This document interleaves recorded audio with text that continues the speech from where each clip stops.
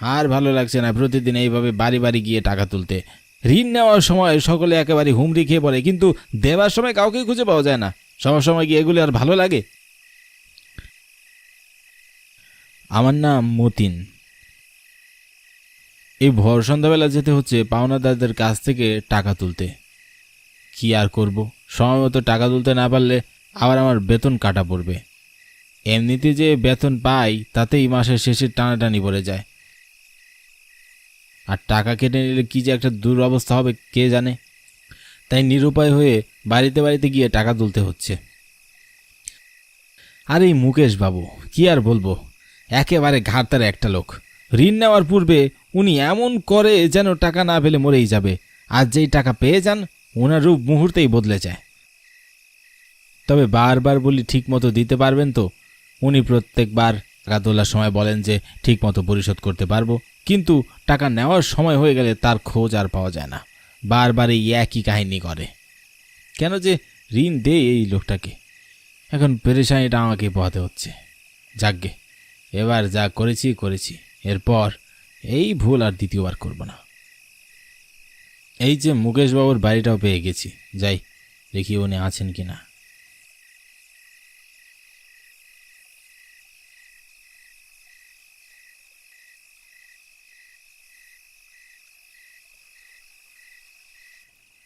মুকেশবাবু, বাড়ি আছেন? কেউ কি বাড়ি আছেন? আমি প্রায় পরপর ডেকেই গেলাম, কিন্তু প্রত্যুত্তরে কোনো সাড়াই পেলাম না। তবে আমিও হার মানার পাত্র নই, আজ টাকাগুলো নিয়েই যাব। মুকেশবাবু, বাড়ি আছেন আপনি? এইবারেও কোনো সাড়া নেই। তবে বাড়ির বাহিরে দরজাটা তালা দেওয়াও নেই, তার মানে নিশ্চিত বাড়িতে কেউ না কেউ আছে, কিন্তু কথা বলছে না। আজব মানুষ তো বাবু, সাড়া দিচ্ছেন না কেন? ঘুমিয়ে পড়েছ নাকি?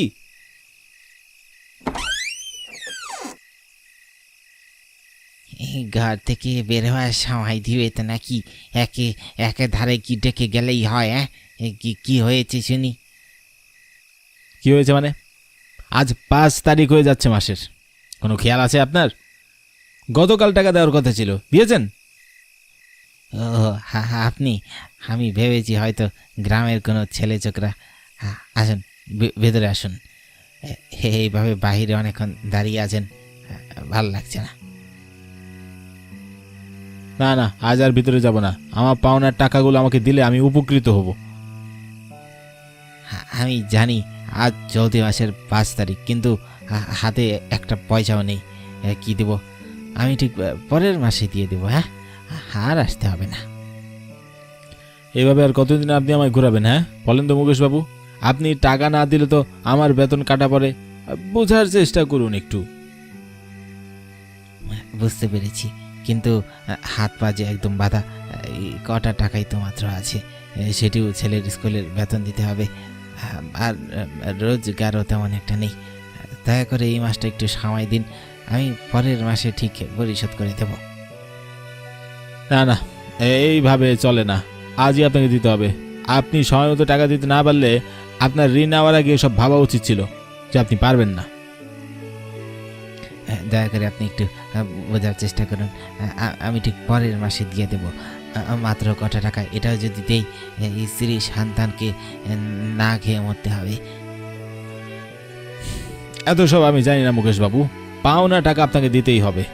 আর আমার তো টাকা না, এটাও আপনাকে একটু বুঝতে হবে। আমারও সংসার আছে, আপনি টাকা না দিলে যে আমার টাকা কেটে নেবে? আমার সংসারও তো বউ বাচ্চা আছে নাকি? আমারও তো চলতে হয় নাকি? সবই বুঝতে পেরেছি, তবে কি কি আর করার, শেষ সম্বলটুকু তাহলে নিয়ে যান। যাক, এখন একটু স্বস্তি পেলাম। এত কিছুর পর যে রাজি হয়েছে এটাই অনেক। এই নিন টাকা। ধন্যবাদ আপনাকে, এত দূর আসা সার্থক হলো। তাহলে আমি আসি মুকেশবাবু। ঠিক আছে।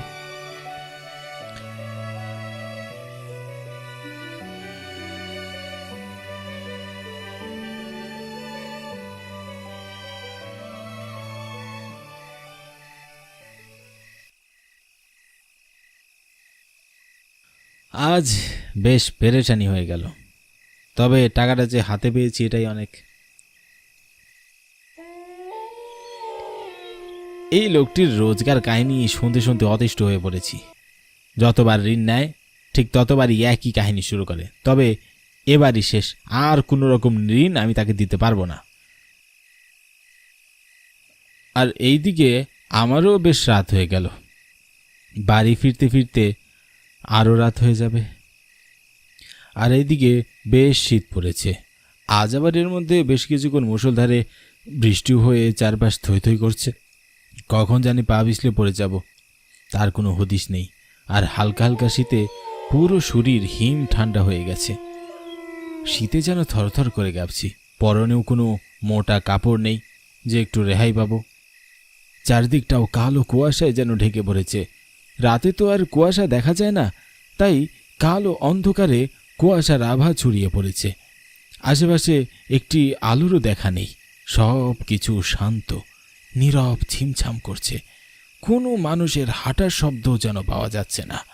নিস্তব্ধ এই রাতে একা হাঁটতেও কেমন জানি লাগছে। তবে এই অনুভূতি কিসের তা প্রকাশ করা যাবে না। হয়তো কিছুটা আতঙ্ক আর কিছুটা ভয়ের।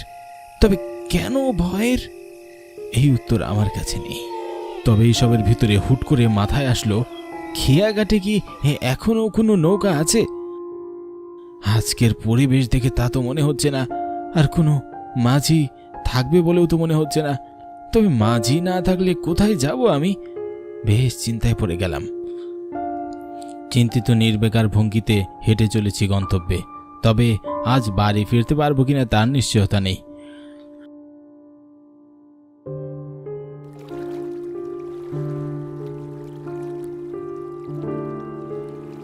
বেশ বিপাকে পড়লাম তো। এই নদী পার হবো কি করে? সাঁতার কেটে পার হওয়া তো একেবারেই অসম্ভব। ওইদিকে ছেলেটাও অসুস্থ, গিন্নি একা। তবে কি আমার দুঃসম্পর্কের কাকার বাড়িতে গিয়ে উঠবো? কিন্তু এই রাতে কাউকে বিরক্ত করাটাও তো ঠিক হবে না। ছেলেটাও অসুস্থ। দেখি কিছুক্ষণ অপেক্ষা করে কোনো নৌকা আসে কিনা। লোকটার জন্য বেশ বিপদ হলো আমার। তবে একটু হয়রানি হলেও যে চাকরিটা রক্ষে পেয়েছে এটাই ভেবে স্বস্তি। এসব ভাবতে ভাবতে হঠাৎ চোখে পড়ল দূরে একটি নৌকা আসছে। কুয়াশার কারণে তাই স্পষ্ট নয়, তবে বেশ বুঝতে পারছি ওটা একটা নৌকা। যাক, এইবার উপরওয়ালা তাহলে মুখ তুলে তাকিয়েছেন। প্রায় খানিকক্ষণের মধ্যেই নৌকাটা কিনারায় পৌঁছে গেল। নৌকায় রাখা ছোট হারিকেনটাও টিমটিম করে জ্বলছিল। আমি মাঝিকে বললাম, ও মাঝি, আমাকে একটু নদীটা পার করিয়ে দাও না, বেশ উপকার হতো। একথা শুনে মাঝি কোনো উত্তর দিল না। আমিও আর কিছু না বলে উঠে পড়লাম। নৌকাতে উঠতেই মাঝি আর দেরি না করে নৌকাটা ছেড়ে দিল।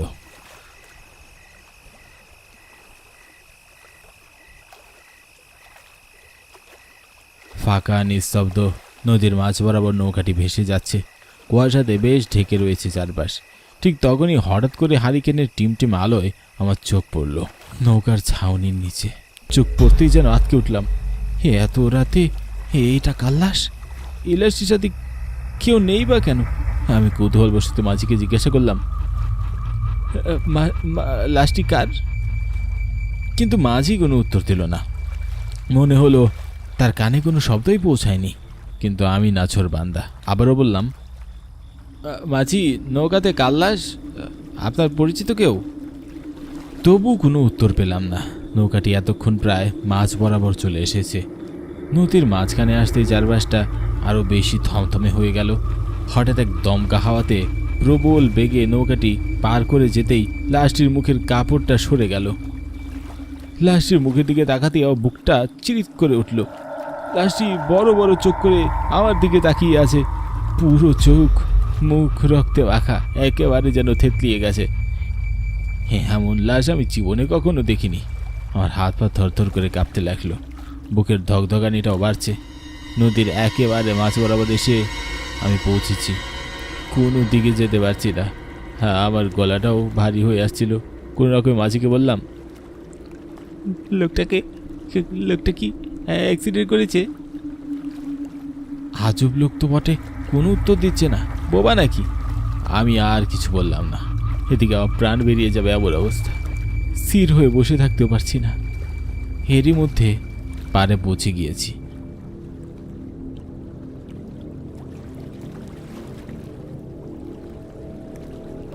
আমি তড়িঘড়ি করে নামতেই ঠিক এমন সময় মাঝি বলল, চুপচাপ বসে পড়, কোথাও যেতে পারবি না তুই।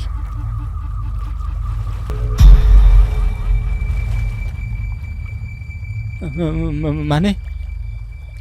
কেন, চিনতে পারছিস না? কে আপনি? কেন, তোর মনে নেই? খোকন মিয়া নামে একজন মাঝবয়স্ক লোককে যা নয় তাই বলে অপমান করেছিলি শুধুমাত্র কটা টাকার জন্যে। আমি ঠিক সেদিন থেকে এমন দিনের অপেক্ষায় রয়েছি। আজ আমার মনোবাসনা পূর্ণ হয়েছে। কি বলছো তুমি? ঠিকই বলছি, আজ তুই মরবি ঠিক আমার মতনই।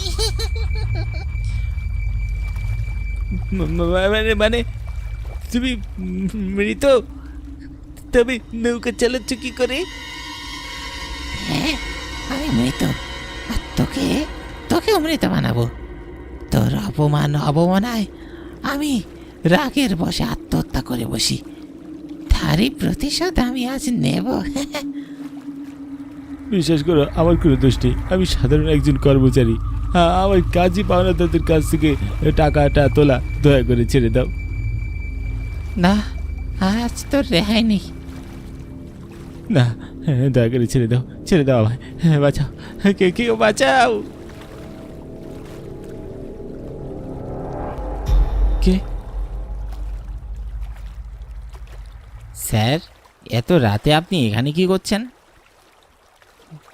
আপনি এখানে? হ্যাঁ, নদীর পথ ধরেই আমার বাড়ি ফিরতে হয়। তবে এত রাতে আপনি এখানে কার সাথে কথা বলছেন? রণজয়বাবুর কথায় আমি মাথা ঘুরে তাকাতেই দেখি কেউ আশেপাশে কেউ নেই, সেই মাঝি নেই। বেশ হকচকিয়ে গেলাম। তবে এতক্ষণ যা ঘটল তা কি নিছকই কল্পনা? তবে এ কি করে সম্ভব? কি হলো, কথা বলছেন না যে?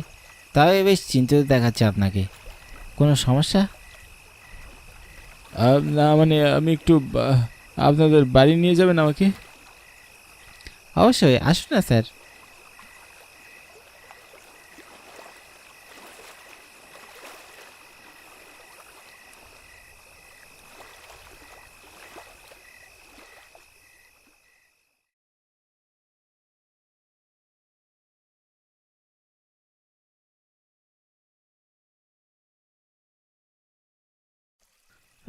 এখন বলুন তো কি হয়েছে?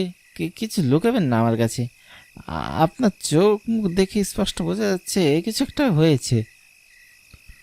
আমি আর লুকাতে পারলাম না, সব কথা রণজয়বাবুকে খুলে বললাম। আমার কথাগুলো শুনে তার চোখ দুটো কপালে উঠে গেল। তিনি আমার মতো বেশ হকচকিয়ে উঠলেন। তারপর আমাকে বললেন, এক কাজ করুন, আজ আপনি আমার বাড়িতেই থেকে যান। নিজের বাড়ি আর ফিরতে হবে না, এখানেই থেকে যান। তবে এরপর আর কোনো রাতে খেয়া ঘাটে আসবেন না।